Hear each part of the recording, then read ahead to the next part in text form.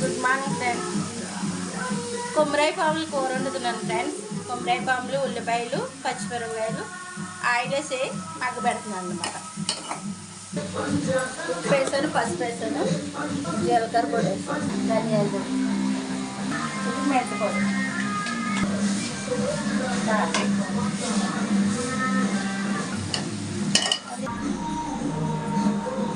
కొద్దిగా తర్వాత చింతపండు పొడి, చింతపండు పులుసు వేస్తున్నాను. కొమ్మరాయి పాములలో చింతపండు పులుసు వేస్తున్నాను.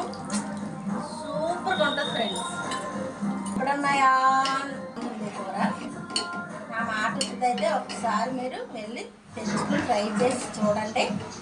అప్పుడు నాకు కామెంట్ పెట్టండి ఫ్రెండ్స్.